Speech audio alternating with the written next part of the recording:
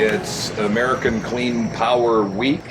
So it's a week-long celebration of all the different clean power initiatives that are going around in the country.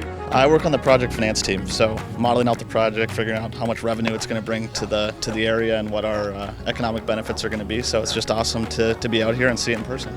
Thank you. Yeah, you guys can head in and get started with some food. So we're just looking to have a balanced portfolio, and we know solar's going to be a part of it. We got the cool kids on this bus.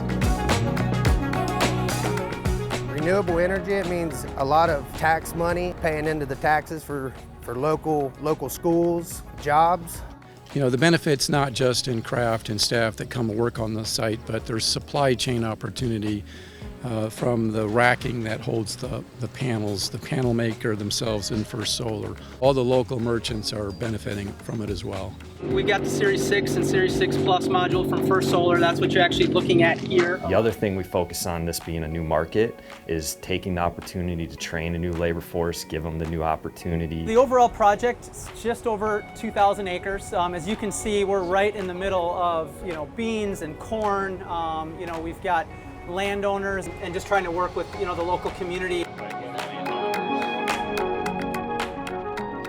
Utility scale solar farms are going to be the future. They are the future. Of course, with partners like National Grid and Hewitt, obviously with our technology, they're able to create, some considerable amount of jobs on the ground in those regions where they're building and empowering communities with some of these renewable projects. First Solar's been a great community partner. They've invested $2 billion in our economy, supports thousands of jobs, whether here at the plant and doing the research or all of the suppliers within First Solar's supply chain.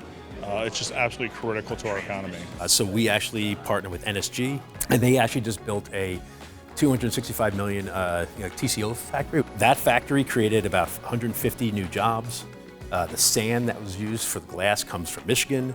The soda ash that's used in that comes from Wyoming, creating all valuable jobs there as well.